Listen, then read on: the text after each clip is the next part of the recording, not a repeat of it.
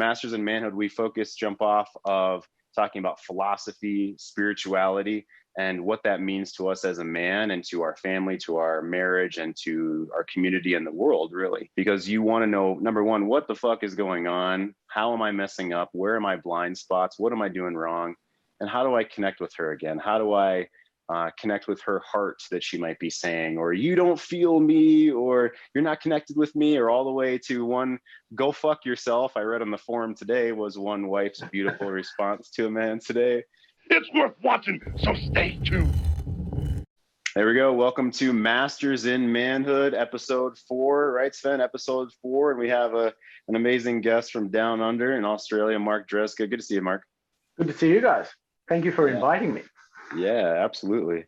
Sven and I and Mark are master coaches for men. And often men come to us when she says, you know, your wife says she wants space, she loves you but not in love with you, or she wants to separate, or she's going out till 3 a.m. with her girlfriends Friday and Saturday night every week, and you just have to take it, right? Or there's maybe sex happening once a month or twice a month, and it's not good. It's definitely not what it used to be. The relationship isn't what it used to be. And, you know, you as a man come here and to our communities and the Good Guys to Great Men community as well, of course, with Steve Horseman, who were all a part of that community as well. Topic of today, which was prompted by Dan Dorr. If you guys listening and watching know who Dan Dorr is with Good Guys to Great Men, he works with Steve Horseman, of course, posted a John Wineland video entitled Principles of Masculine and Feminine Polarity, I believe is what it was called. And here, Sven and I for the past 3 episodes, and Mark's going to join us today. And we jump off from a secular point of view. I grew up totally atheist, secular, if you will. And Sven grew up Christian, right? I always hesitate of how to actually say that, like Christian, and he's explained that in other episodes as well. And Mark, I haven't asked you, man, how did you grow up, as you know, in your childhood and your family? Did you guys go to church, or did you have a religion or a belief system? Yeah, Orthodox. So closest to Greek Orthodox, because my background is Serbian, and my parents were fairly steeped in that religious sort of side of things. So I did go to church. I also went to a private primary school, which was religious, but that was a Christian school. So I've been exposed to religion and the whole concept of something bigger than us and, you know, something outside of us for a long, long time. And then my reaction was to reject it all, as, you know, children tend to do, just on the basis that it was being shoved down my throat. But as I've grown, it seems to be becoming more and more apparent how important that side of things is. And not necessarily which religion or how you practice it, but at least an understanding for myself anyway, that, yeah, there's something bigger than us involved. I don't know what it is, but there's got to be something bigger than us in our experience of what we're going through. Yeah, beautiful. I agree absolutely. From, like I said, my secular point of view, something bigger. Well, good. You can school me on religion and such, as Sven does every other time, because I have like no idea, basically. It was recommended that I read I'm going to say this totally wrong, the Red Bible, the Red Words of Jesus, as in the Bible, apparently, that Jesus said. And the red letters. Yeah. The red letters. Some Bibles put the words of Jesus in red color, you know, so that you can know what's his words versus, you know, someone else. That's probably what they meant. That's where it was recommended that I start. I mean, there's men, we've talked about Steve Weinkoop, who I speak with all the time. He's from that point of view. So yeah, Sven, catch us up, you know, if you will, on how did you grow up? What were you steeped in as a child? A little bit of everything. So my family, my nuclear family, my parents were what I would call first generation, I guess you could say evangelicals, meaning they didn't come from a background of that. My grandparents were, you know, on my mom's side, I guess you could call it sort of like backwoods mountain kind of syncretism, meaning a little bit of everything. My dad's family was like Episcopalian or something, no sincere level of deeper belief than kind of Christmas and Easter kind of faith. My parents had some sort of introduction into that before I was born. So we grew up in very much the church culture. And like Mark, it was kind of like, this is what we're doing. You have to do it. I think my parents had an ever evolving understanding. But unfortunately, if your adolescence kind of aligns with that, that can be a bit problematic because they're not consistent. They haven't really like learned something that they're living from. They're kind of trying to figure some stuff out, and a lot of that was born out of institutions and ideas which I don't find helpful now. Nevertheless, I rejected all of that. I was a drug user and skinhead and punk rocker, all this stuff in my youth, and I had an experience actually with LSD.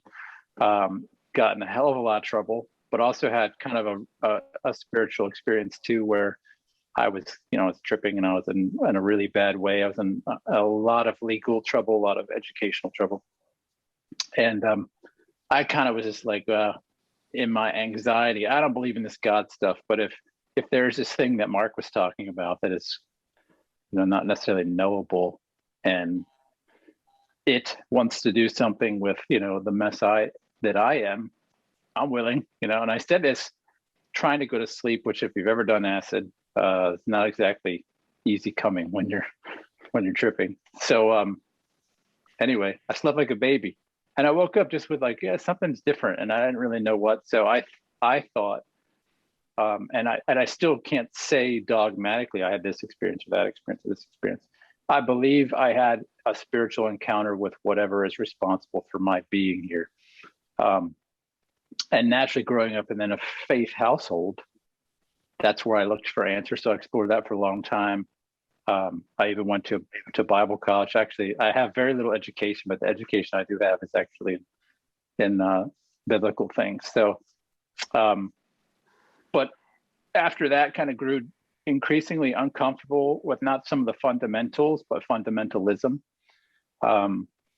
And then that's just that, and age, and I think maturity has helped me just to kind of understand that dogma in any kind is not helpful, and also just kind of examining things philosophically. So I've ended up parting with not in the essential things, but I'm in an uncomfortable space as a result, where most Christians that I know are too judgmental to accommodate me in their ranks, and confuse Jewish people because we do, some things. I do some things in my own personal walk of faith that are, similar to Jewish things, but yet I'm not Jewish. And so I'm kind of in a no man's land, I guess you could say, between a lot of understanding, and I'm comfortable there, but I can't really be identified with any group. And I actually consider that a plus, because one of my pet peeves is that we are labeled. We try to reduce someone's life experience down to like one word, like a hashtag, right? Like Jeff's an atheist, or Mark's Orthodox, or I grew up as a Christian. Like, you can't compress that much stuff about people into labels, right? So I actually love to live as much as possible a non-labelable life, because I believe for men, and part of the masculine experience is to be known by our character and our actions. And so to me, it's much more important, it's been much more important to focus on that and living in a way that I feel is congruent for me, rather than trying to label it in some way that helps people be lazy and understanding if they want to know me or not. And anyway, that's kind of that's the really short abridged version. So yeah, very nice. I don't know if I've said this on one of our episodes, but I actually went to a Lutheran college. They had a program that I wanted to go to. One of my best friends since, sixth grade was going there. And I had to take 2 religious classes. I took 2 monotheism classes, and I was basically literally the devil's advocate, it seemed, in those, which is my personality anyway. So if they're right in, and I got an anonymous handmade card from another student in my student mailbox that said, like, Jesus loves you, come back to the light, don't burn in the lake of fire. I actually got one of those. That's pretty incredible. But yeah, I mean, now I guess if I had to label, I wouldn't say atheist. I've done quite a bit of studying and reading on spirituality for about the past 12 years. Back in 2009 is when I first started to put my head down on the ground or on the sand and look up at the clouds and sort of speak to my then passed away grandfather, And so I came to these things I mean, when I was a child, my parents were both corporate professionals, and like I like to say, my religion was, you know, Mr. T, the A Team, and the Smurfs. And beyond that, it was kind of, I was pretty listless. I just did what my parents basically told, you're going to go to college and then figure it out. And I had a really hard time every year. Like, why am I doing this? So I had no grounding in my own why, my own purpose. And I had to find that from a different point of view. Not that it's bad or good. So now I guess I'd use the label of agnostic if I had to, but otherwise I agree with staying away from labels. And that segues into what I want to open up. The opening question for today is, where do we begin our journey as a man? Where do we begin our journey as a man? You know, we talk about mind, body, and spirit. The video I'm going to share today talks a little bit about masculine and feminine polarity. And what brought this up is, you know, do we start with our thinking? Do we start with our body? What is our body doing? Do we start with our beliefs, our spirituality? I think all three of us agree that there's no one best place. I would say, I don't know if you all agree with that.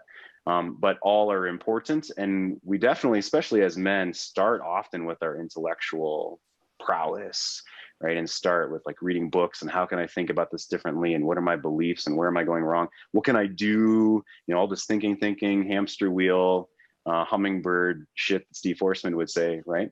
So the opening question is going to be, where do we begin our journey as a man? So whether you're watching this or listening to this, and this is the very first thing that you've come across, and maybe your hair is on fire, or it feels like you're sinking in the quicksand right now, or you've been doing this work for years and you know who we are, and we're going to dig into some deep shit today. And I don't know where this is going to go. It's part of the fun. So Dan Dorr posted, and I pulled a few things that each of us, just one sentence or so that each of us had said to kind of get us started off. And we're going to watch 2.5 minutes of a John Wineland clip. So let me blow this up a little bit more in case you're watching this. You might have a chance to read it. So Dan Dorr posted, the masculine and feminine is such an emotive language for men and women. I've seen it radically change a man who previously had no balls in his relationship. And I've also seen it shame other men into retreating further or becoming a complete asshole. It's an important area for you to get clear on your own beliefs and thoughts around this, right? One thing I loved about what Mark said, and I said his brain's incredibly powerful, and I honor Mark deeply. Mark had said, consciousness is the spark of life with masculine and feminine energy, the transport for it to explore and create and be the language for it to communicate with other consciousness.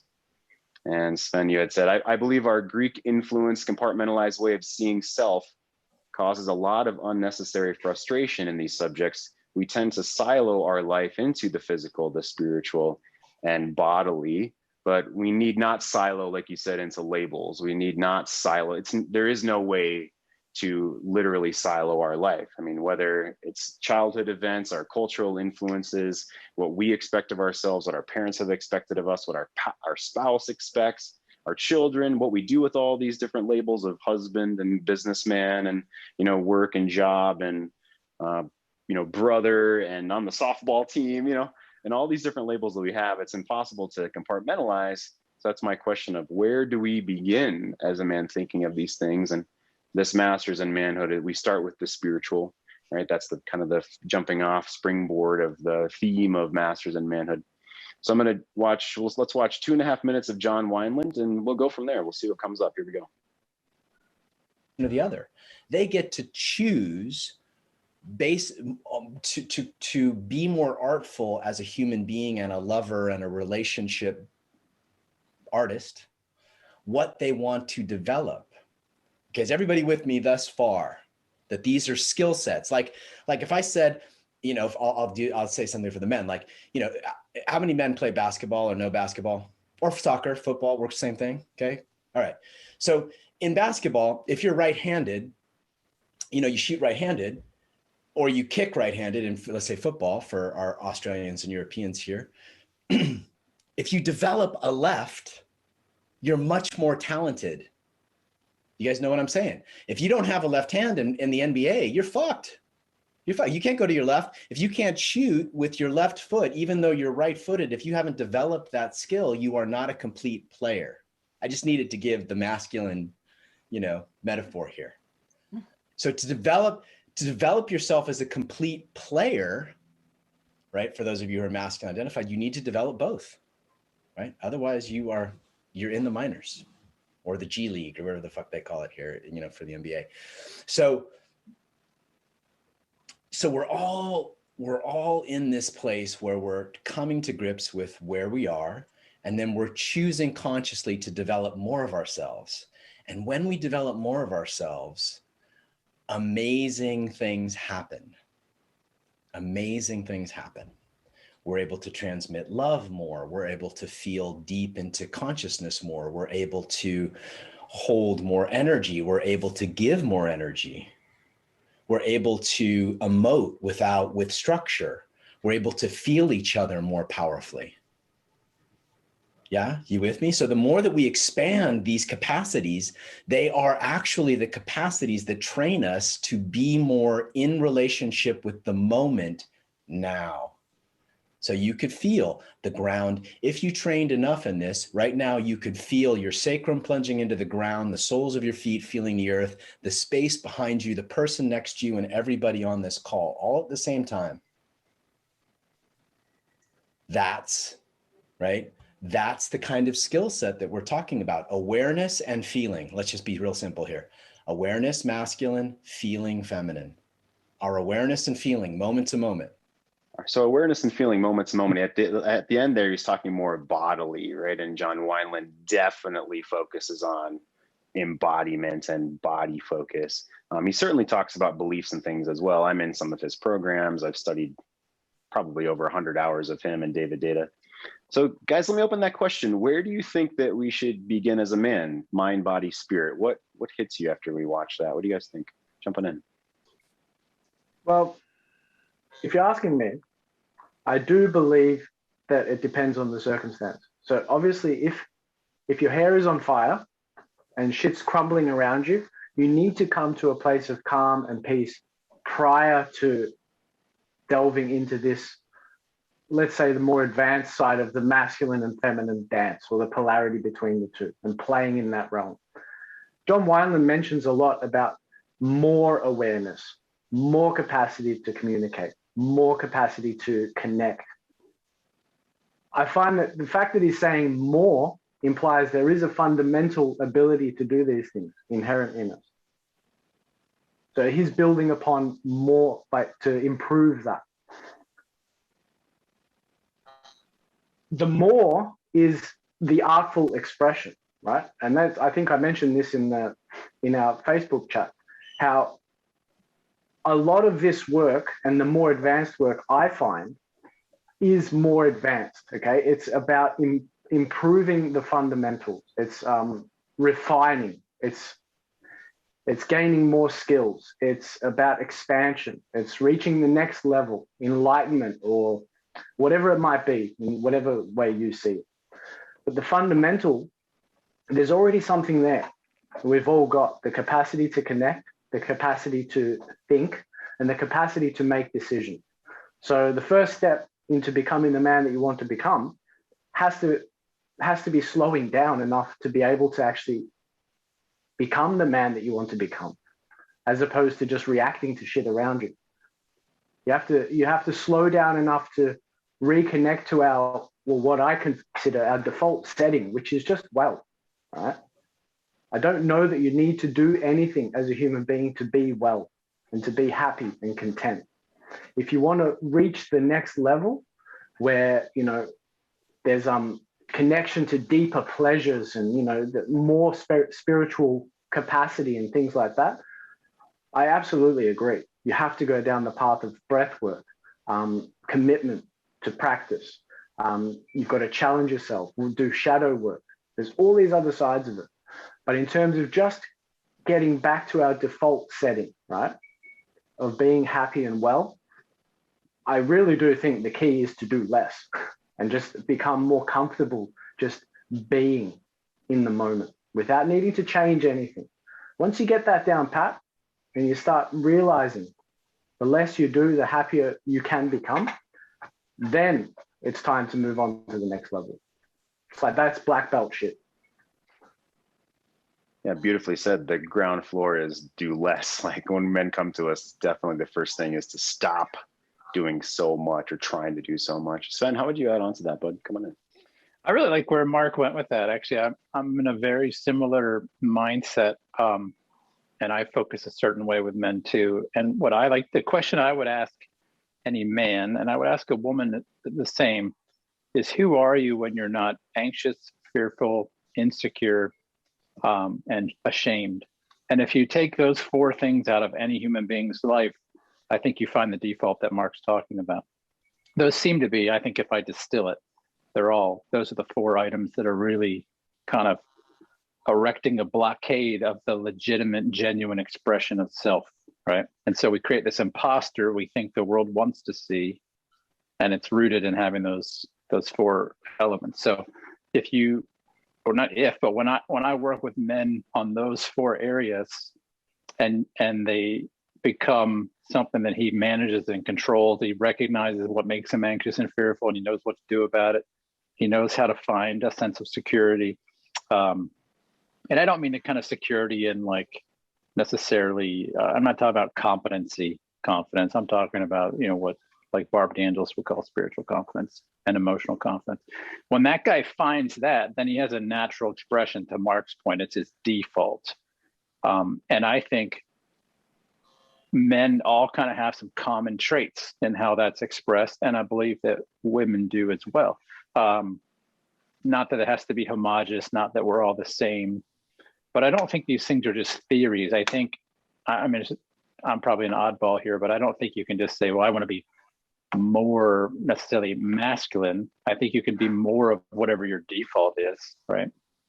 But I think there's a lot of confusion in these topics because we treat them with a certain level of subjectivity, which I think is kind of unfortunate because you like it or not, you still have things in your biology that work a certain way if you're a male versus a female. So for me, the whole experience of manhood is a whole person experience.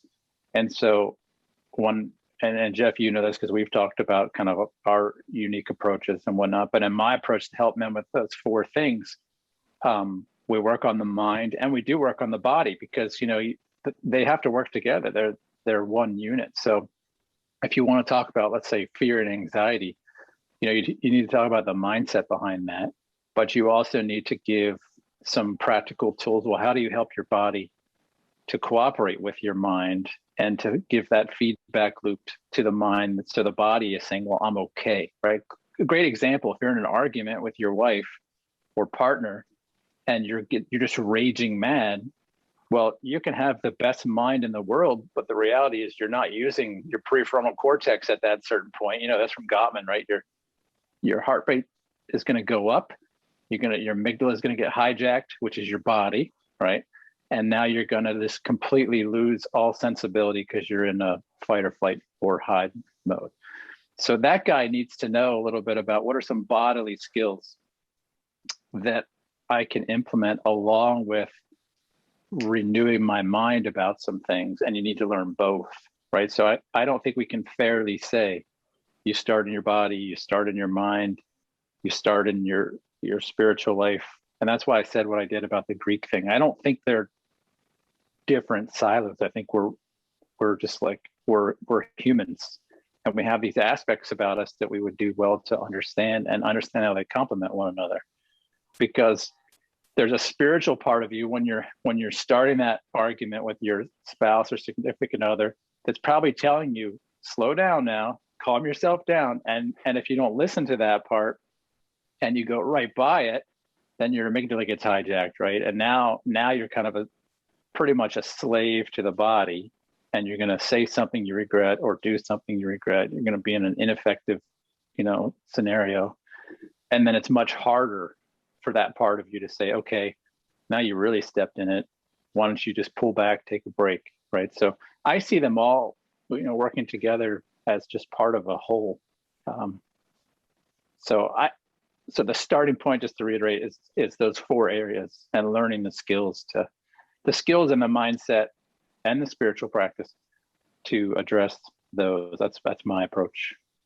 Sure. Very well said. I totally agree. And those of you guys that know my past, I came from the school system working with the most difficult, especially boys, gang kids, bipolar, schizophrenia, hearing noises, attacking teachers, and then all physical disabilities, emotional disabilities, adopted 5 times and given up on 4 times prior, this kind of thing. And so I agree with both of you. Of course, I'm very feet on the ground, right? And well, for instance, I just spoke with a man 2 days ago that successful in his tech career. He's a project manager, knows how to advance there. His body, he's like, 6 foot whatever to start with, but also he's honed his body, and he's a triathlete and all this kind of thing. So money and body wise, he's crushing it, right? Well, lots of trauma in his childhood. And then now he has, what I said was he feels like he's ready to slay the fucking dragon, but he doesn't know where the dragon is. He's just like looking around, and he's also nervous as hell because of childhood stuff, but then also because of terrible things that have happened in his marriage recently. And I won't unfold those right this second. And another thing that I said was, it feels like he's got this massive erection and he doesn't know what to fuck. Like that's kind of where he was at. And he smiled real big when I said that. Like, okay. And I just began, he's done therapy. He's currently in therapy. He's done groups around Codependence Anonymous. He's in Codependence Anonymous, affair recovery group as well. And what I do, and I believe what we do, and what I do is above and beyond therapy. It's deeper than therapy. It includes spirituality, it includes body practices. It includes how to bloom love between you and your wife from the fucking ground up. And I just started to talk with him about breathing into his belly, feeling his feet on the ground, feeling the heat in his chest and in his face. And when I was saying those things, he had no idea what I was talking about. Had no idea. Years of therapy, years of these other groups, no idea what I was talking about. And I also saw in his face this look of, this is really what you're going to teach me on the first call here, is to like breathe in my belly. And I think we all, so I'm going to jump off of that, which is, well, yes, is the answer, because what I told him is, when an infant is learning to crawl, and it's got to put one knee forward on the ground. And that's where you are with your ability to touch in with your body and your breathing and your presence. And I told him, like, he looked like a scared animal the entire call. It's one reason I always want him to do Zoom, so I could see, just look like a scared animal. And his wife is feeling from her man that a tiger is going to jump out of the bushes at any moment and slaughter all of them, is what it looked like his body was saying. He didn't have his purpose. And we're talking about that. And what do I do with my relationship? So he was just under layers and layers of sediment, and we've all been there. That's how I came to this group. I think that's all of us. All of us, we have to learn these skills. To John Wineland's point, these are skills. These are very learnable skills, very learnable concepts. And here's my next point. I want to jump off to you guys. He was looking at me like, either number one, give me the magic pill. Maybe that's what he was thinking. Or number two, this is so simple, you're pandering to me, or this has to be more complicated. I've been in therapy for years. Give me the PhD level shit, is what his face was looking like. And to Mark, what you said, it's like, we got to go back to the kindergarten playground. We got to go back to just learning how to crawl across the floor. You can't expect to be an expert level, mountain biker if you've never learned even how to crawl and walk and, run, and then training wheels on the bike, and then road bike, and then cruiser bike, and then, okay, let's try mountain biking now. But that look of, is this really where we're going to start? Is that his face? So let's jump around, guys. Have you seen that? What have you seen? What gets in a man's way when he has that feeling within his body? Like, I'm in so much pain and this seems too simple. Is this really where we're going to start? What would you guys say to that? I think there's two parts, because we're kind of sold the story that the solution has to be complicated. Like the feelings I'm experiencing, the emotions that are going through me are so massive, and they feel so dramatic and so, what's the word? So, there's so much gravitas to them that a simple solution just won't cut it. But you're right. It's just about, we've got to begin from the beginning. Start with the crawling. In his case, breathing from the belly, which is what we naturally do. When we're not anxious, we breathe from our gut, right? We breathe from our gut, and breathing from our gut allows us to pull out of our head and not exist within our thoughts consistently. When we start getting anxious, when we start getting stressed, our breathing tends to go up in our chest. Our breathing shallows, and then we start getting lost, right? And then we start having all the other feelings that come up with it.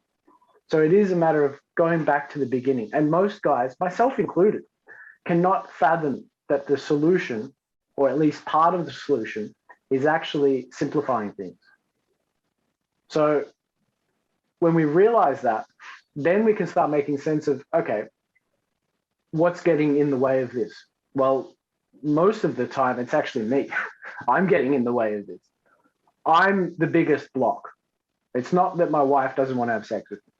It's not that I don't have as much money. It's not anything outside of me. It's the majority of the time, the block is within you. Now, whether it's in our heads or in our bodies or a combination of both, that remains to be seen. And that's where the coaching or, discussion and experiencing empathy from another human being who's been there, that's, I think, what taps into that sort of deeper state. There must be empathy between the coach and the client to be able to connect. And I think that's why often they're so shocked when they come to us from seeing therapists. Now, you've seen it from both ends because you've got a technical background. I'm sure you notice the difference. On one side, it's very clinical. There's almost no connection whatsoever. And then on the flip side, it's the exact opposite. It's all love. I love you for all your fuck ups. And for a lot of these guys, this is the first time they felt genuinely loved. So it's a really important distinction between the therapy and the complexity that therapy seems to sell as the answer. It's got to be complicated. It has to be. It can't be a simple solution. Yeah, I'll jump in and say there's a lot of research that shows that connection, empathy from peers, from brothers, and understanding from a community is better than antidepressants, and obviously a much better solution. And so instead of just swallowing this pill, it's about connecting with other men who understand, who can hold you in high regard. And that's what our communities are about. And that's what coaching is about to begin with. At the very least, the two things that I always shoot for, even in the very first call, is connection and can I help this man? And that's where I start from. That's beautiful, Mark. I appreciate that. Yeah, Sven, come on in. What's hitting you? And there's a lot here.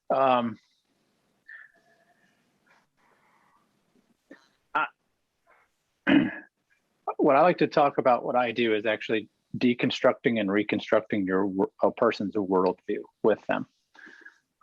It's my conviction that our worldview actually determines our life experience. So if you believe that there's an evil spirit in the trees, you're not going to want to walk in the woods at night, right? Like that's kind of a really, really basic way to say that. But so when I talk to a guy, what I'm trying to figure out is, what is the result that he's experiencing in life, and what is the worldview that led to that? Because a guy might have an overly cerebral worldview, and he's very disconnected with his body. In his awareness, I don't think any human being is actually disconnected with their body in reality, which is why I think you see somebody kind of fold in on themselves when they're feeling folded in.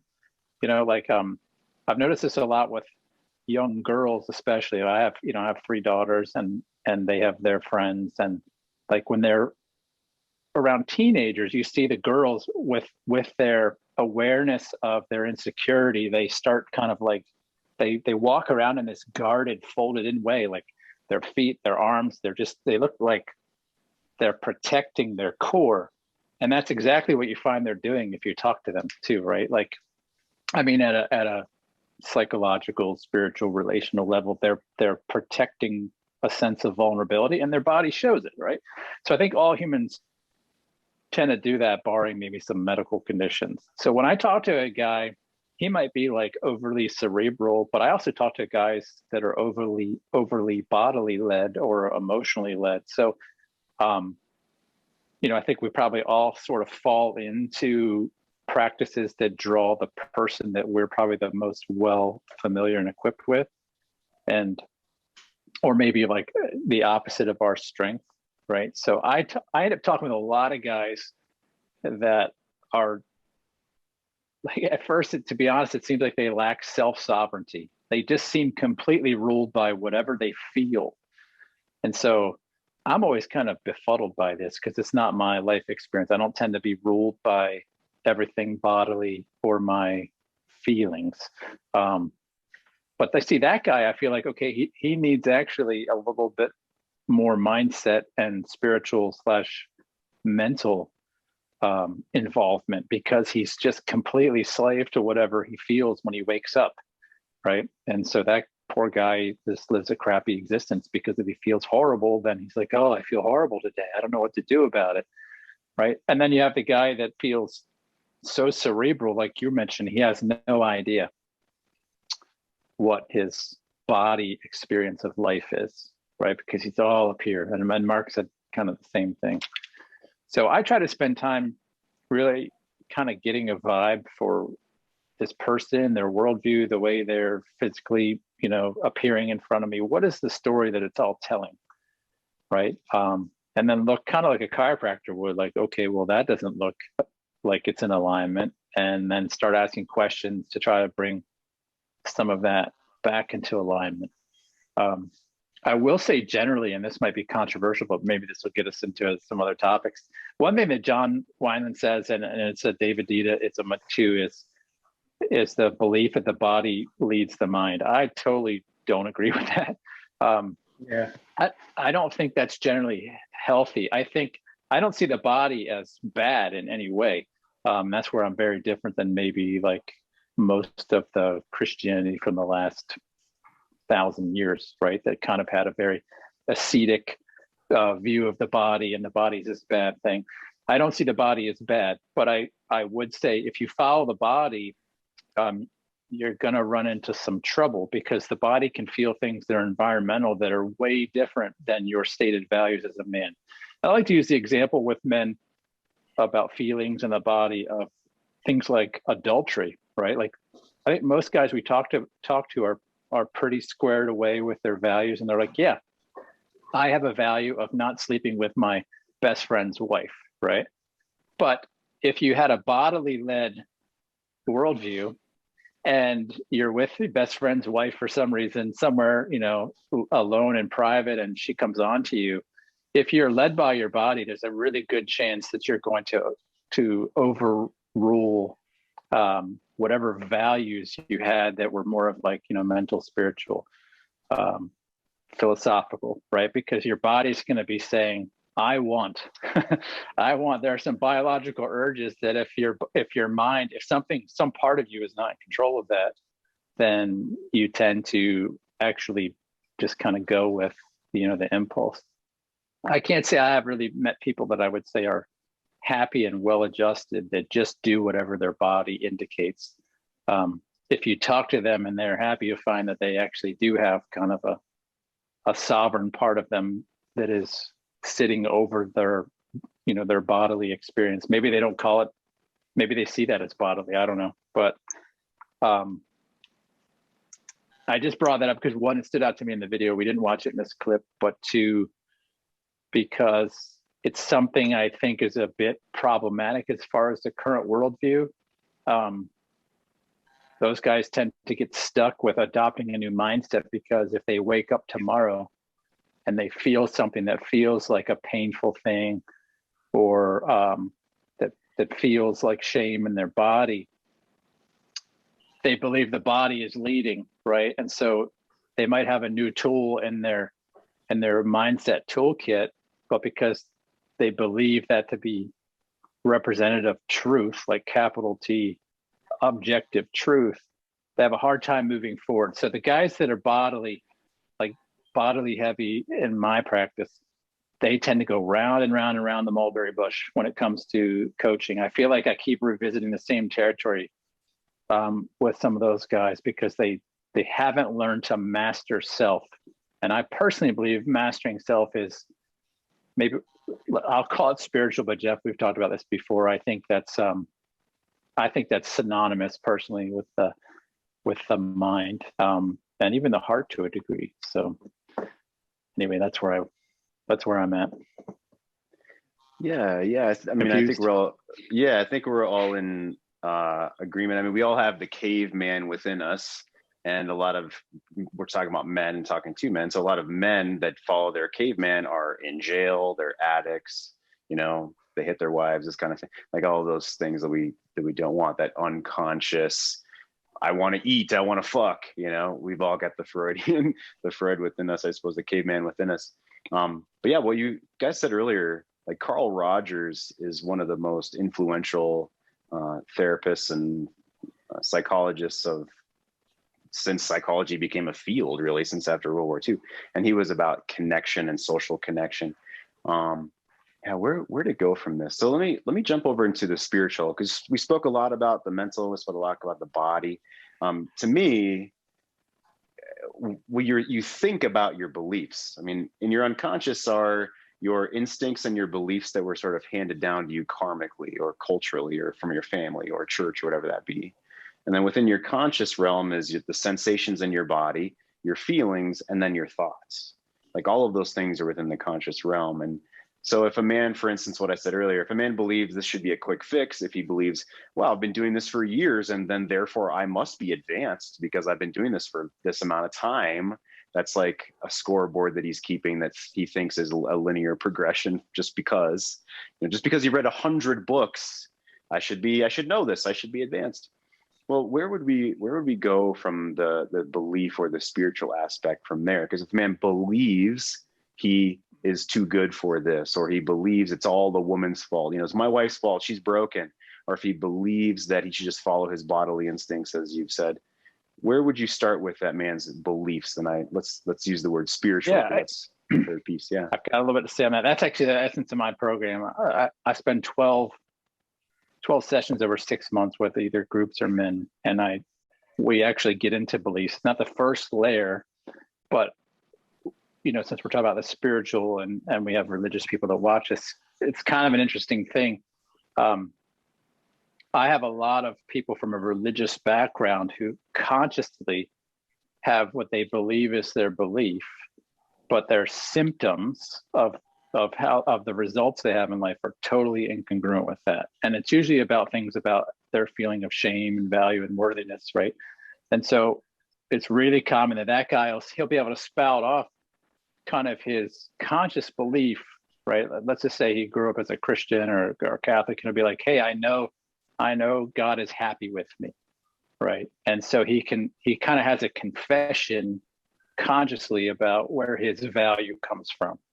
But he's not living like this at all. And this puzzles a lot of guys. And when I say, well, you're here because of this, they're like, but I don't believe that. That's because your consciousness, and neuroscientists teach this, and Jeff, we're going to spend time talking about this too, outside of this call. Your consciousness and your subconscious are two very different things. And you're living 95% of your life out of your subconsciousness. And your subconsciousness is the result of a lot of things. I mean, the first 7 years of life are programmed in there in essentially hypnosis. Your brain is in a theta state. You're just learning by observing. So if you're growing up in a dysfunctional family, your dad's screaming at your mom, your mom is horrible to your dad, and then you grow up and you try to live a pretty well-adjusted life, you still have all that training. It doesn't mean it has to be permanent, but that's where a lot of these, like day-to-day, 95% of your living is coming out of your subconscious. The other thing your subconscious is built from is everything you habituate in your thinking. A belief is just a habituated thinking. It just means you gave that thought bandwidth consistently for enough time that your brain said, okay, got this, right?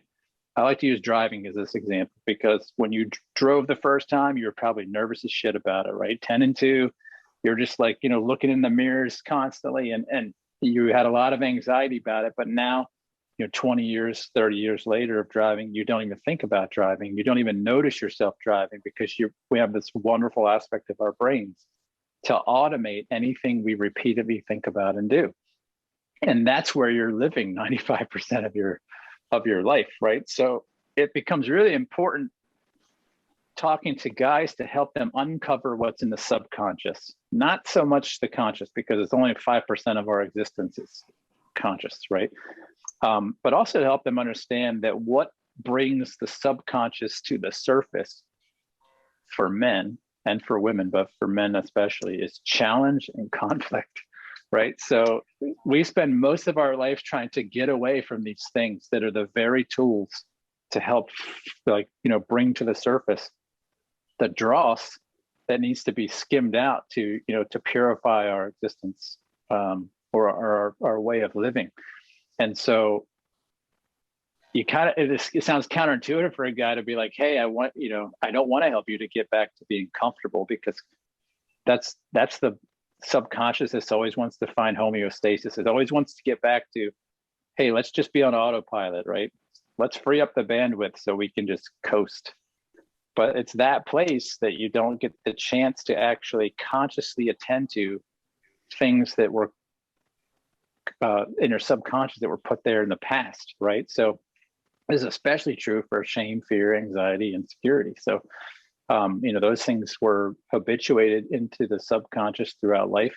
And my work has shown me every day that you can replace that guys can basically consciously update their beliefs, because it's a habituated thought, and then their life experience changes. Now they're showing up and they're not encountering the same emotions, which again come from the subconscious.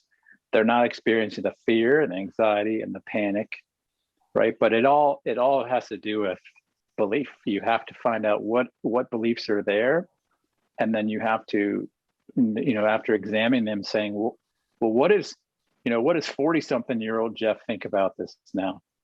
Because you might have put that belief there at 6, right? And it may have never been touched since, and you've been living from it since then. But when you ask, 46-year-old Jeff, not that you're that old, I'm not trying to out you or anything, right? When you ask, present day Jeff, what is an effective way to believe about this? And you give him the opportunity to shape a really good belief. And then you say, okay, with some body work and some habits and repetition and, things we know from neuroscience, I want you to give this some bandwidth for a short period of time. It's actually about 9 weeks. That guy's belief will change, and he'll start living from that belief. And then he has new results. And then we have this feedback loop in our body that when something works, we do more of it. We want more of it, right? Yeah. Anyway, so the 6-year-old version of me thought Mr. T was the Messiah. Is that not right? The 42-year-old version of me still thinks Mr. T is the Messiah. Yeah. So Mark, let me jump. Murdoch is who I would say, but I mean, if you want to say Mr. T.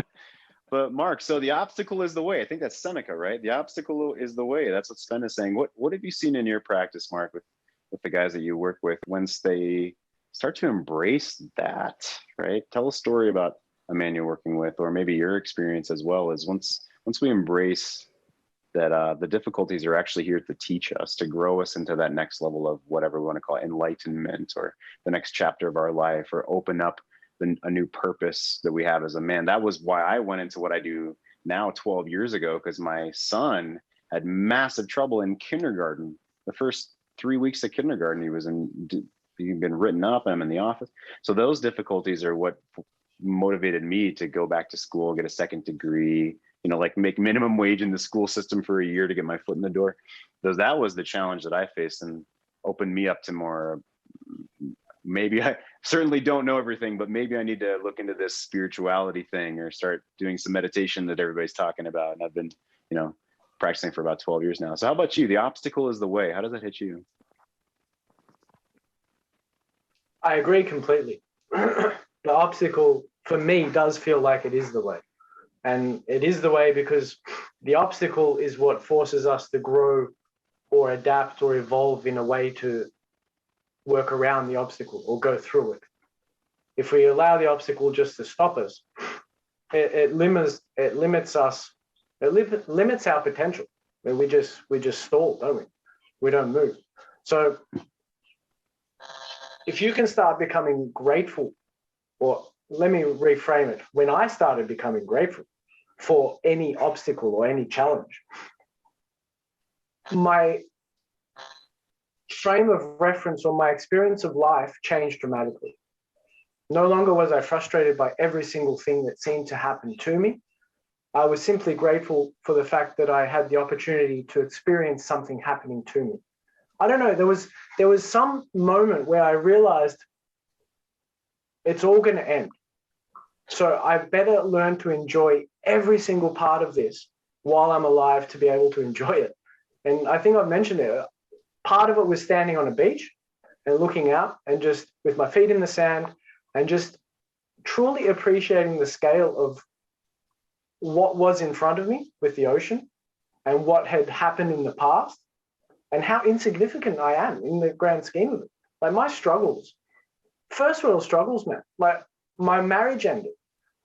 Well, yeah, that happens all the time. Relationships end. It's not that big a deal. But I made it such a big deal in my own head. I allowed my feelings and emotions to dictate how I responded or actually reacted, and I created drama out of nothing. I blamed everything else apart from myself. I just didn't want any responsibility for it. So the obstacle, once you find the obstacle, that forces you to start becoming more imaginative, more ingenuitive, like inventive, to work out ways to get through it. And that is essentially, I think, what growth is. As we become more intelligent or we become smarter, we work out new things, new ways of doing things, we streamline processes, and we get better and more efficient. And that'll allow us to work through that problem and then on to the next one. So every challenge is an opportunity for growth. And it's cliche as fuck, but cliches do have some element of truth to them. Yeah, I'll say, I mean, part of us as leaders and as men is that radical responsibility, that sense of responsibility and accepting that or believing that. So, okay, Mark, but she does all this. We talked about this last time. The she's not virus, Sven. She's not doing this. She's not touching my penis enough. She's bitching. I mean, that's all that. Okay, it'd be great if I could go put my feet in the sand, Mark, you fuck. And I mean, I've got kids, I've got a job, but like she's doing all this shit around me. Like, really, guys, come on. Give me some, where do I start with all, where do I start when my life is a fucking disaster, Mark? We've got to start by bringing the focus back onto ourselves, all right? We're not just looking outside. And most of those guys that you're sort of describing there are the guys that in their application forms, it's always she won't do this, or she keeps doing this, or she. It's always her.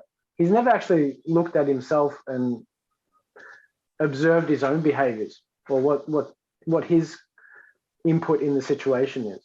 So it's about bringing his attention off her and back onto him. And most of the time, people don't like it.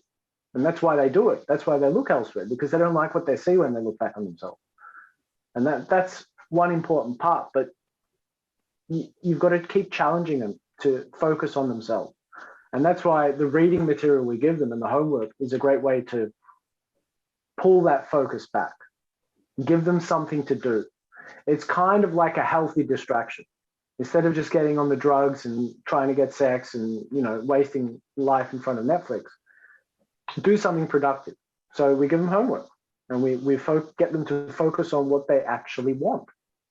And then we engage in communication with them, We offer email support and, text, and they can connect to us directly. I don't know any therapist that does that. Mine didn't. She was awesome, but my psychotherapist didn't just allow me to have conversations with her via text. So that's where we pull the focus back onto themselves. That's got to be the first step for me anyway. Once you get them to stop doing stupid shit, pull the focus back onto them. Yeah. Well, and I'll say just in different words, to understand for them, they understand what their purpose is in this chapter of life, as I say. and a core of masculine. So I want to segue into more of talking about the words masculine and the word feminine, not only because John Wineland brought it up, but I'm curious how the two of you feel about that, think about that, how to look at that, because we're past, and red pill kind of kicked down the door, and now we're massaging the next step forward after red pill, which, like, again, this is above therapy, beyond red pill, is what all of us do, all of us men do. So the man knowing his purpose in this moment, being able to turn his shoulders, as I say, and understand what that purpose is. Because if he is needy, if the man's needy in any kind of capacity, he's going to turn his woman off. She doesn't want another little boy. She doesn't want another child. She's disgusted by his neediness, because he's, in my understanding of masculine and feminine, the need, the want to eat, the want to fuck, the want to have that next drink is that feminine want to experience the world.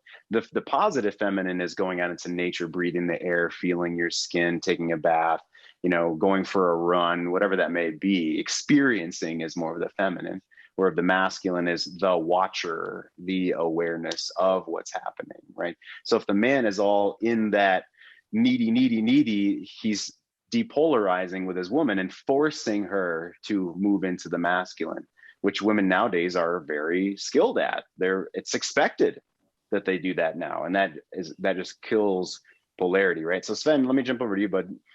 I know you've talked on the forums and many times about how you've never seen sort of, we're all equal, let's talk it out, kind of the roommate. Never has never has been a fulfilling, certainly not sexually fulfilling relationship. Right. Talk more about masculine and feminine, please. Sure. Well, I do think they're very different, and I think they mimic the structure of the universe, and that they are polar, right? And I don't know why we're so against this, but we have a cultural worldview in the West that tries to say, gender is just made up. All these energies are just made up. They don't matter. And then if you look at how it's played out in society, we have a society of victimization now that sees virtue in being a victim. That's kind of hard to escape unless you're in that crowd. Then you see this as a virtuous thing, right?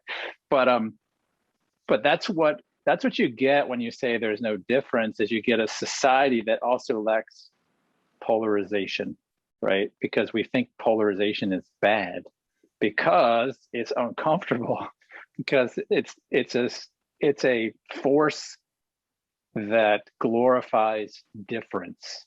And for some reason, we think this is really bad. But I would say the repercussions of that are horrible, right? You have these guys like Mark's talking about feeling victimized.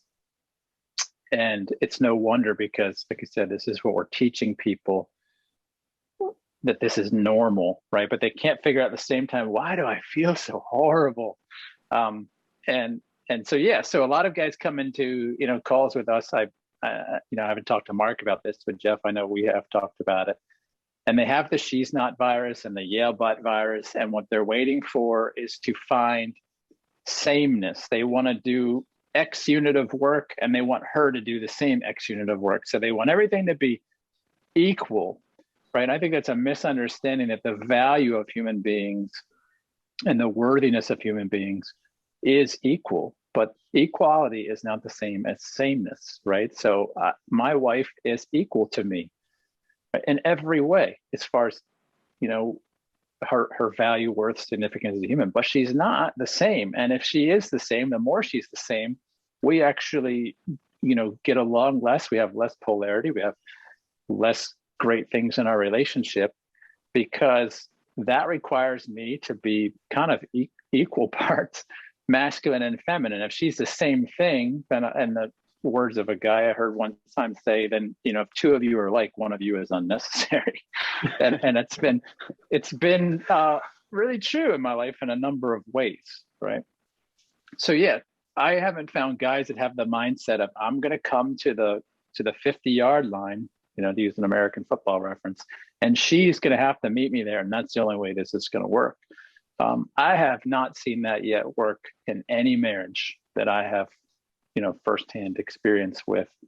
I see instead, I see a woman sometimes do that. She's trying to move towards the center because she's hoping the man will change. And even if he were to, she would resent him for not leading. It's generally the experience. But if I see a man come there and stop, I see him basically pressure the woman out of the relationship, or also cause resentment because, and Charlie McKeever says it this way, he's basically saying, I'll give you more, it's like a campfire saying, I'll give you more wood when you give me more fire, right? And that's just like, you can't, that doesn't work either. What does work with men is when they grab the ball and they run it to the other end zone. And when they run that, the ball to the other end zone, and the other end zone being your best self, right? When he's just dedicated to a touchdown in that space, then what I see all of the time is eventually a woman says, I really like the way he did that, right? Because what you get in that other end zone for men is a sense of security for yourself, which means you stop trying to get it in that needy way, right? Because the needy for us, I agree, Jeff, is our feminine side, right? And I think that's off-putting to the feminine, so they don't want to be near us. So when we get the things we feel needy about addressed inside of self by, kind of running the ball to the other end zone, now we're not looking to her to that, for that source. And I feel like that's where, for most guys, attraction, a deeper attraction, a deeper love and affection can happen because it's no longer, born out of this feminine kind of needy energy or, need to suckle. I know that sounds crass, but a lot of guys, that's how they show up. They show up just like a nursing infant. That's like, I need to be fed right now. I need my nappy changed. And then they can't understand why their wife doesn't want to be with them, right? Yeah, it forces their wives into the mother role, doesn't it? It forces their wife into the mother role. And then they wonder why they won't be their lover. And this happens all the time. It's consistent. But I think there is a distinction to be made between needing and wanting. A woman does want to feel wanted and chosen. And she does want to feel like your attention is on her and you accept her for her and you want her because she is who she is. Faults and all. Needing her is very different. Needing her implies that you can't exist without her, or you couldn't manage on your own. There's a massive difference between the needing and the wanting. Needing is repulsive. That is the inner child in a seeking mother still. But the wanting is just honoring our own sexual desires, a connection to our own appreciation of what we think is beautiful and what we think is attractive, and stating it boldly and not caring what other people think. So Mark, let me ask you, needing versus wanting. I love that. Let me ask you, well, we got married, and so I can't have sex outside of marriage, right? So I want sex, but then now we're not having sex. This is kind of where a lot of guys come to us. Many men, not all, but many men. Or it's a symptom, not the cause, right? Yeah. So what am I supposed to do? Because I need sex as a man, right? Or I want sex. How do I deal with that spot, Mark? Well, it seems like a tricky one, doesn't it? Because they do come from a place of needing sex. They think they truly need it. Without it, they're going to die, or something drastic is going to happen. But it's not. Like, you don't need to have sex. It's not a life preserving thing. But you have to really drill that home sometimes. Now, I think the key is to get them to the point of invitation. All right, they can invite their partner to have sex through their actions and through the way that they're being, by not being needy, by creating a safe space, by honoring where she's at and what she requires and needs from the moment, and then being okay regardless of what happens. So even if she says no, not turning into a whiny little bitch and being upset by it, still maintaining and understanding that he's okay regardless of whether she has sex with him or not. Or the further extension of that is whether she's in relationship with him or not. But how do you do that? Well, you have to really drive home that they don't need the sex. Yeah, well, I think that's a key thing. belief, right? That's the belief that's untrue. That's Yeah. and then what to do about it. And I'd love to bounce this off of both of you guys too.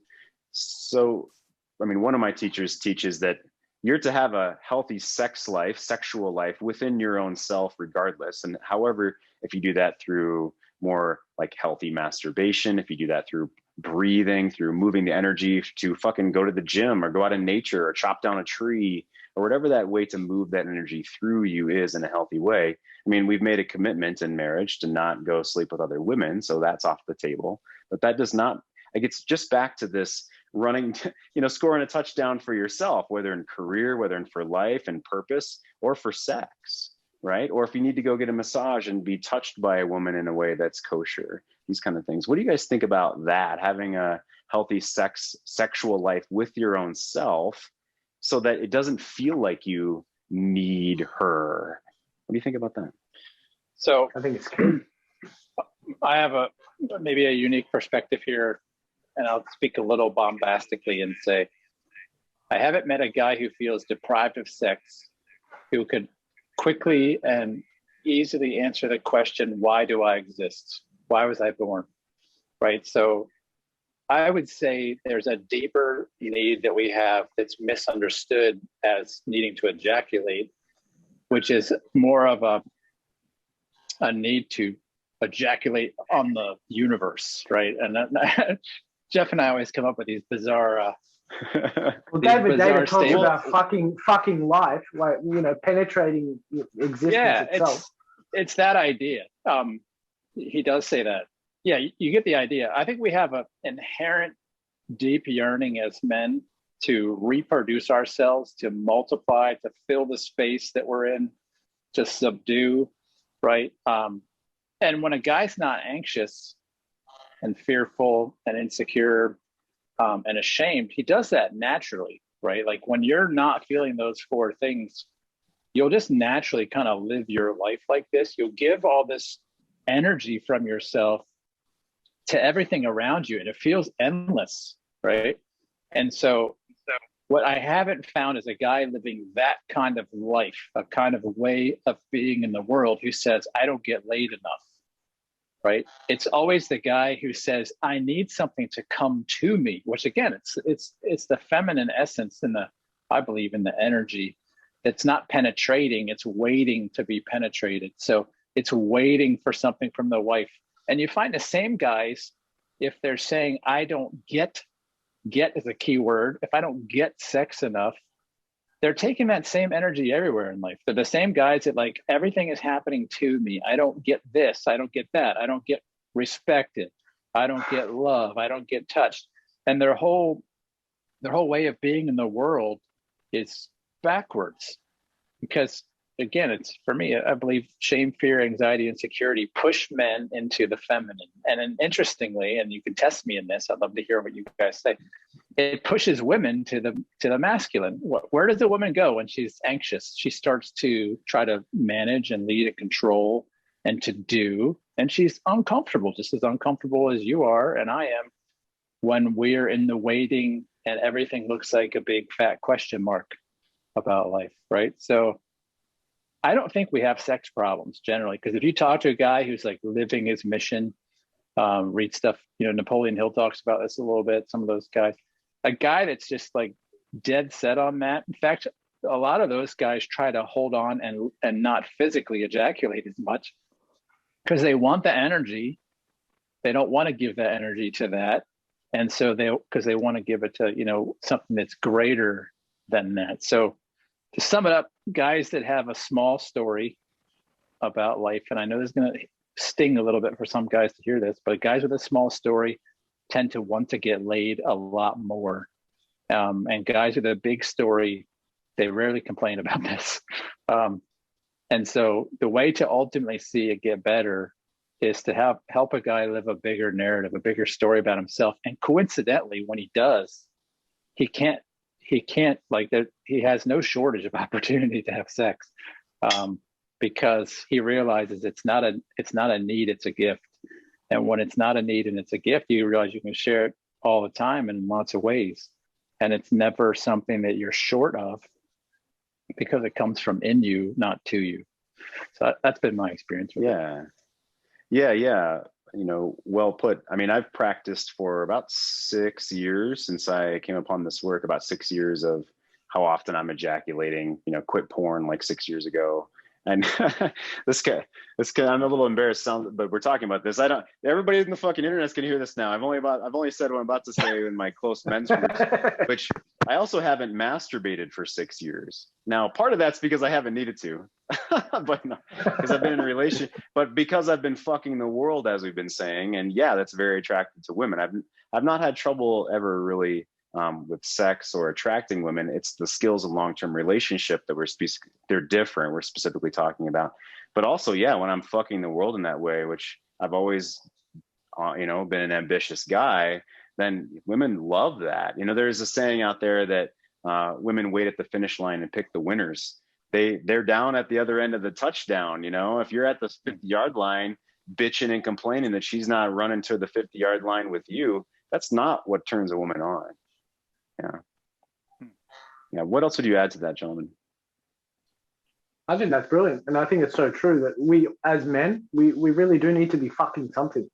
It seems to be a biological thing. Yes. It is entirely up to us whether it's chasing tail or it's doing it to ourselves, or we actually redirect that, as Sven mentioned, or transmute that energy into our mission or our purpose, or fucking our lives in terms of just doing the absolute best that we can do and making something of it, and realizing that we do have this capacity as a creator, right?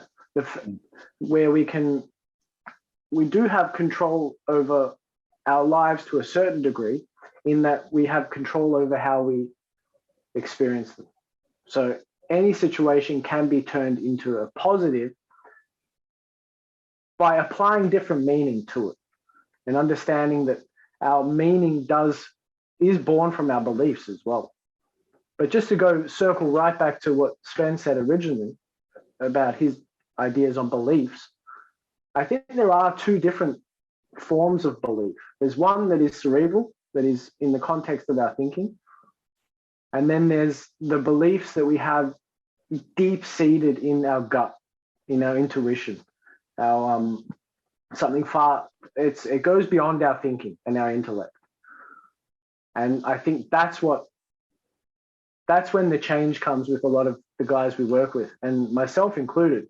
When I reconnected to that belief, where I knew I was okay, or I knew I had the capacity to do anything, all of a sudden that overrid, you know, the stories that I had in my head, the self-limiting beliefs.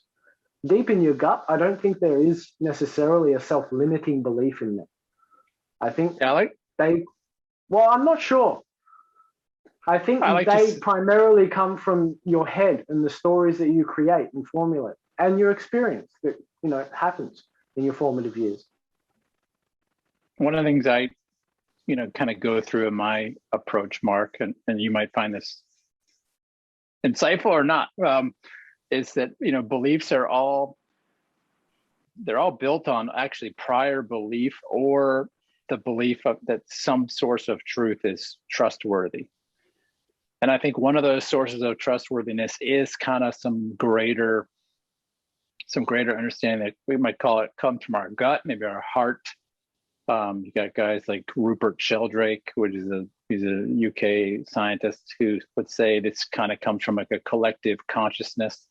I don't necessarily know, but cognitive neuroscience knows that we actually get a good bit of our understanding is contagious from other people, right? So that's really interesting, and it's actually a great case for both community and mentoring and coaching, because we don't really possess enough data as one single human being to really account for everything we believe. We get a lot of it from people we're around, right? And so when I work with guys about beliefs, I talk about this multifaceted aspect of belief. It's you have subconscious beliefs, but they're based on lots of things, like other subconscious beliefs that you've never tested. It might be a belief that feeling in your gut isn't trustworthy. Maybe you experienced something where you tried to go with it one time it seemed right, but then then the result didn't turn out. So very, very complex. I don't try to pigeonhole them into, they're only one way. It's just that for the sake of conversation, that they're automated to the degree of, if I ask you, Mark, what do you think about XYZ? Your brain makes kind of an instantaneous query to something. We don't know what that is. And it says, oh, here's what all my, conscious thinking / life experience / heart, gut, my senses, right? And everybody's a little different in that balance. Here's what I think, right? And that represents your belief. But a good bit of the source material that it's used comes from the subconscious. But also, like I said, comes from your senses too. So I mean, if I said, Mark, do you believe you're on fire right now? You don't, you're gonna lean on your five senses. You don't need to necessarily query some subconscious belief system for that, because the nature of it is sensory. Make sense? Yes. But I agree. I'm a big fan of gut and intuition, and even, like I said, I think there are greater things that when I press men, they all answer the same question. Like we seem to have a common understanding when we peel away the layers. A great one is the value of people. I challenge people about all this all the time, and we pull their beliefs apart about where value comes from. And no one has, despite their worldview, has said, yeah, I don't think people have worth. Because if I ask them, if your kid is born a vegetable and they're not useful at all, is it okay to kill them? And nobody's ever said, yeah, I guess that would be okay, right? Even though their experience of life is they treat their value as it's only as good as their usefulness, right? So there are fundamentals, and I agree. There are fundamental. Right. Yeah. There's a common thread between all of humanity, and by and large, we are genuinely good. Like, we don't go out of our way to hurt other people. By and large, there's always anomalies, but I think there is something in our guts or our intuition or our soul or our heart that is fundamentally consistent, and it's a positive force. We just have to, like you said, peel the onion of bullshit back and keep going, work through the tears until we can get to something that's actually meaningful and goes beyond what we're going through at that time. Right.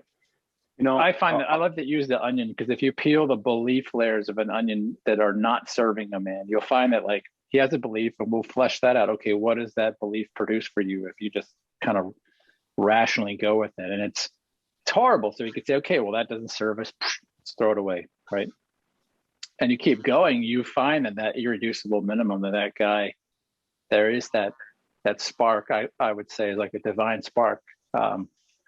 And it is fundamentally good. And that's going to be hard for religious listeners to hear, by the way, Jeff, because it's a common understanding with at least most Christian perspectives that you're fundamentally bad, as far as that your very nature is actually, evil and horrible. And if it weren't for having a religious experience, you would stay that way. So I'm just noting that, because I'm sure people listening, if they're from that background, they're gonna struggle with the conversation we just had to a degree. Yeah. Well, I'll add to that from my upbringing and I suppose the expectations from my family.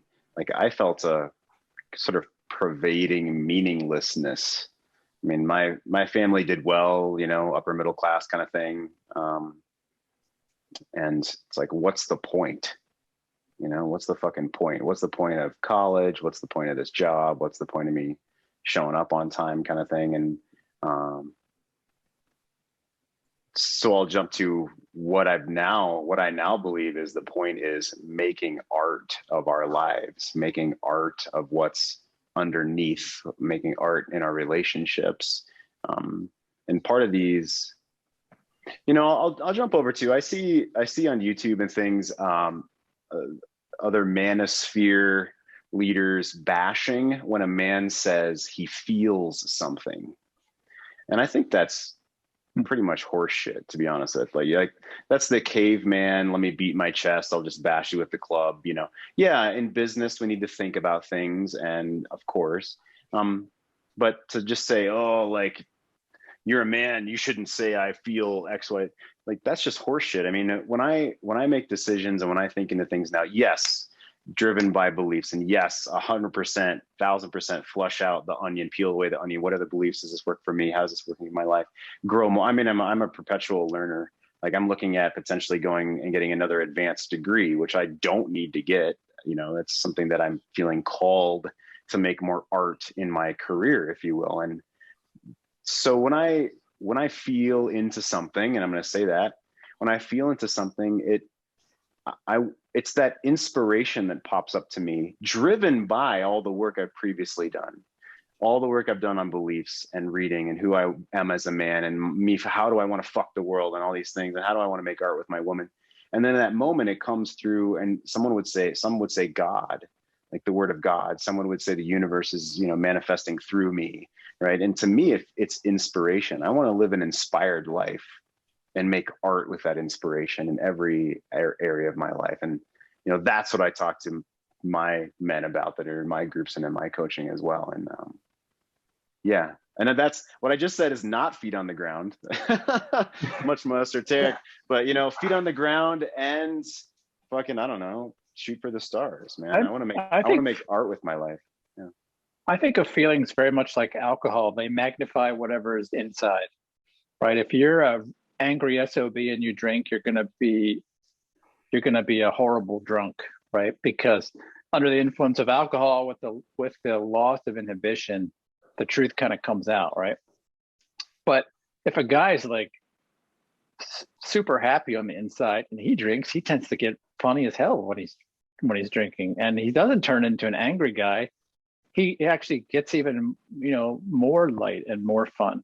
And I think emotions are very similar. If your inside narrative is a good one, then I think feelings are really great, because one thing, and I won't get into it deep here, but feelings are like rocket fuel for the formation of beliefs, emotions. So if you combine an emotion to an experience, it will bypass a lot of the need to ruminate on that idea, that thought, right? This is why actually religious things are so popular. And there's a whole video I could share about this. The religious services are actually crafted for this reason, to create an emotional experience, to basically lower the threshold that it takes for a person to engage, right? Because they can actually have an experience they legitimately believe to be, you know, supernatural, because they felt it.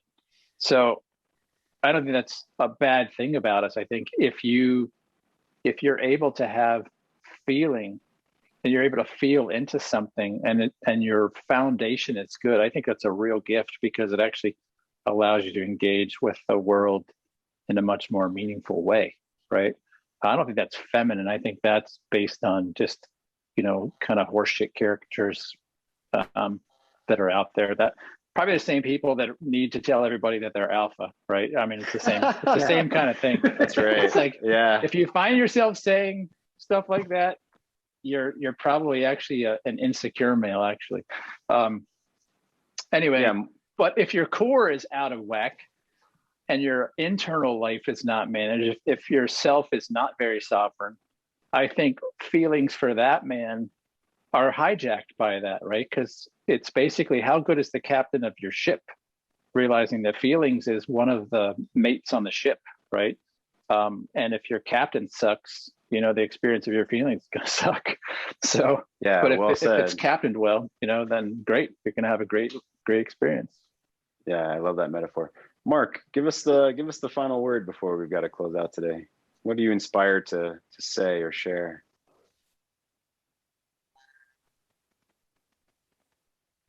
What am I inspired to share? Feelings are incredibly important, as long as we don't allow ourselves to be led by them. If we just treat them as information and then connect to something far deeper, so that wisdom, intuition, God, whatever it may be, then they're really important, right? But as soon as we start allowing our feelings to decide what our actions are, it's a slippery slope, because we're always going to try and go towards the comfortable feelings or the positive ones or the easy ones that aren't frightening or challenging. So don't give your feelings too much credence. There's something far more powerful within you other than your experience of what's going on. And connect to better men. Yeah. That's the key thing. As soon as you start surrounding yourself with men that love you and will pick you up and actually help you step up and go higher than you have been before, it's an incredibly empowering moment. All of a sudden, you're not alone. All of a sudden, whatever you're feeling isn't scary. All of a sudden, you're not ashamed because you're not getting sex. You realize, well, it doesn't actually matter. Everything changes. We need to surround ourselves with love, empathy, and occasionally a good kick up the arse. And that's why a men's community is really important, because sometimes you do need someone to just slap you and say, dude, what the fuck are you doing? And other times you need to have someone sit there and go, look, let's talk. Well, I've been through this. I'll make space. Here's an hour. You just let it out, brother. Yeah. And I'd like to thank you for inviting me on here. Yeah, you're very welcome. I agree that the community of men here and connecting with you two has been phenomenal. You are men I respect and love to be around and love discussing with and getting to kick up the ass from. Not up the ass, on the ass. Yeah. All right. Let's not get dirty. Yeah. No. So, Mark, thanks for being here. Mark, where can we find your work? Where can we find you and your work? markdresga.com. Nice and easy. How do you spell Dresga? Drezga. Very nice. Mark for Mark. Yeah, markdresga.com. Sven, how about you? Where we can find your work? There's no Zs in my URLs.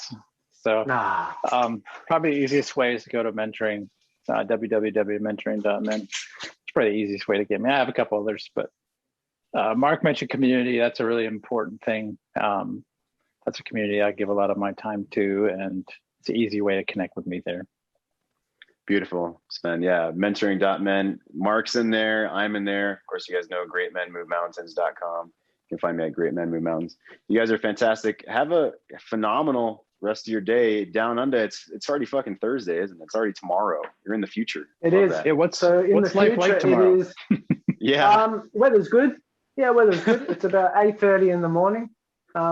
We're still here, so at least you've got another 18 hours of life, no matter what. Good to know. I'll go try to have as much sex as I can. All right, gentlemen. Talk to you soon. Thanks, guys. Sven, Mark, you guys are fantastic. Adios. Much love. Bye, guys. Get more affection, love, and sex in your marriage. Get less paralyzing fear and rejection. Never miss an episode. Watch anytime, anywhere, 3 a.m. on the toilet. Get full episodes. GreatMenMoveMountains.com/VIP.